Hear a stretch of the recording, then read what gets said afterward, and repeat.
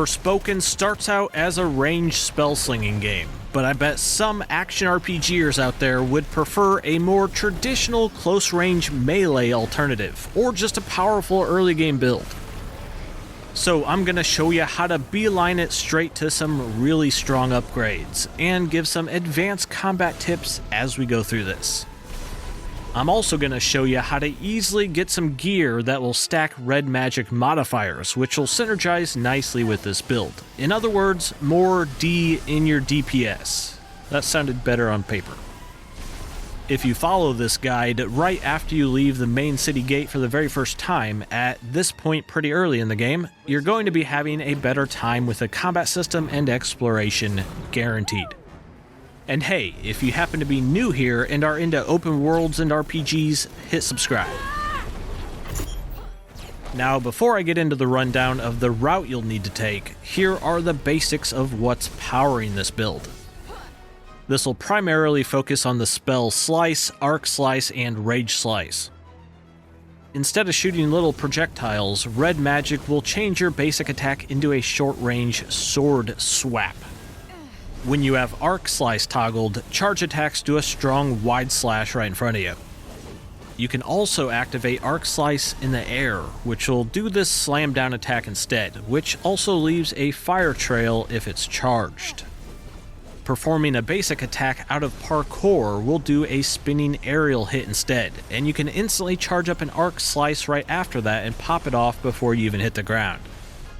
That's a pretty solid way to keep mobile and land frequent charged attacks, but more on that later. The other main melee attack of this build is the Pugilist-style Rage Slice. Holding a charge with this toggled will send you into a sequence of quick short-range punches, ending with a fiery blast. You can also press the left stick in different directions during this to modify the movement of this combo.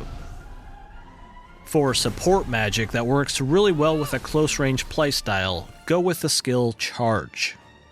This will send you flying forward, quickly closing the distance while dealing damage. Since your basic attacks hit so frequently with this build, it recharges the support spells like this pretty quickly. The skill Bombardier is also pretty good, which is a short-range kick, but the enemy detonates when they hit the ground. This channel is my full-time job, and that currently just entailed kicking wildlife to create an exploding deer grenade. I made it! The Crucible skill is another one you might want to grab as well, if you want a bit more damage output.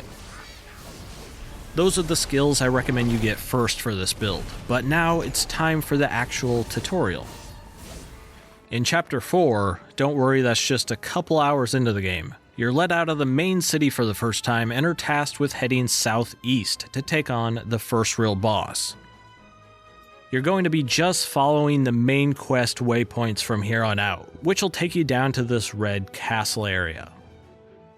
Simply running straight there and avoiding everything else will take you about 20 to 30 minutes, since there are some required fights along the way, but here is a summary of what you'll be doing.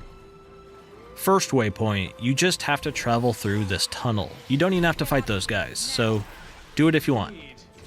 Then you're going to head straight through this desert area and try to pick up those glowing mana things because those will refill your stamina, so you can sprint for longer.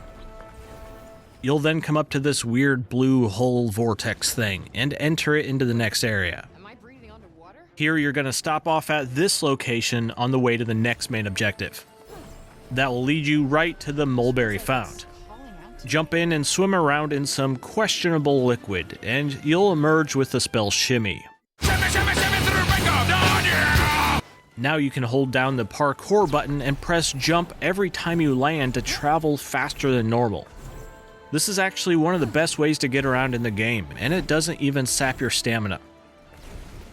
At the next waypoint, you're gonna have to kill both of these winged knights before you can progress. Hitting them dead on with your current magic will be resisted, so lock on to either of their wings instead, which hits for full damage and even knocks them down. Those down strikes will also give you some health back. For all of this early game combat, I highly recommend you upgrade the burst shot all the way up as soon as you can. Charging up that burst shot spell to its highest tier launches a very effective AoE explosion. However, the best way to succeed with this combat system is to shortcut to those fully charged attacks, instead of just sitting there slowly accumulating a charge. After a sequence of basic attacks, out of attacking from parkour or from casting some support skills, charged attacks will instantly power up to their highest tier right after that. This makes it so you can do frequent blasts of max charged up skills, and some gear you can find later on even imbues your charged up attacks with status effects. Win-win. Doing this charged spell shortcut works really well with those melee attacks from earlier as well. Alright, you should be better at combat now, back to the walkthrough. Next, you'll be heading through a corrupted area for a bit, and then you'll be presented with a group of shield dudes. Either attack them from behind, or do charged attacks to knock them down. Then you'll enter the main castle town area, and stick to the rooftops if you can.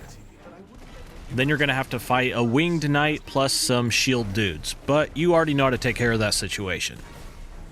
Wrong entrance, I guess. Your next waypoint will then take you to an alternate way in the castle. Cue another fight against this group, which you should be pro at by now, and then enter the red interior building. But wait, actually head back out and restock your healing potions before it's boss fight time. By default, hold down on the D-pad to plop down a campfire, which also lets you craft and restock your healing. Now that you're prepared, head through the red building, which will kick off the first major boss battle. This boss doesn't hit too hard at the start, so this first part is pretty easy. The next part, shield dudes will enter the mix, but you can avoid them and focus on the boss or take them down individually first. Third phase. There's always got to be a third phase. This is where the fight gets a bit harder. Holding down the parkour button will help you avoid this lob of fireballs at you, and when the floor is hot lava, get to some of the elevated stone structures on the side. That boss is donezo, and you can absorb their red magic type, giving you access to those close-range melee attacks from before. This also gives you one of the main traversal mechanics, which lets you go just about anywhere you want now. This is really the best time to start doing side content and explore. Next, some gear, so head directly west from that castle to the Militus Academy. Clear that and you'll receive this stylish cloak, which has a high red magic stat to increase your melee attack power. Then head directly north from here to Fort Optima. You have to come up and around from the back to reach this place, by the way. Clear that place and you'll receive the Passion Nails, which boosts red magic damage by 5% and by even more depending on how many spells of that type you have unlocked. Then you're going to fast travel back to the main city, and you'll need to play through a scripted story section here. After you finish that, you're going to head to the library in town and talk with this lady, and she'll give you a side quest. You'll need to venture back out to complete this, but when you do, the reward is this necklace which has a high red magic stat. Now head on over to a crafting bench or make a campfire, then boost the red magic stat of that necklace, assuming you have the materials. You can also add 3 bonus modifiers onto this, if you've found any up to this point. You can do this with your cloak as well, after you've spent the mana to unlock the skill Amplify. You can even fully replace any of the bonus effects a piece of gear comes with, so your primary focus should always be on the gear's main health, defense, and magic stats. Then in one of your numerous safe houses, your room in town, or the library, head up to this bookshelf. Here you can choose bonus objectives to take on to improve the level of your spells. Definitely take Slice, which is your main attack, and you can also take Arc and Rage Slice as well. For the basic Slice attack though, you'll need to leap over enemies and attack from midair 15 times. Just hold down the parkour button, run into someone and attack from midair, pretty easy. After you've completed that, go into your spell menu and upgrade your Slice. Now your main melee attack does permanently more damage. Like I said before, more D. You can then go venture off and do those for your other spells to make them even better as well, but that pretty much concludes this early game build. However, some enemies are slightly resistant to certain magic types, so it's definitely not a complete win button.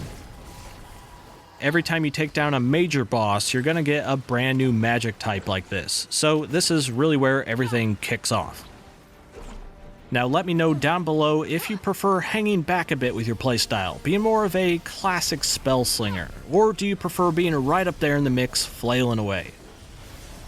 Thanks for checking this out today. I'm Alex, and good luck out there with your fantasy hardcore parkour.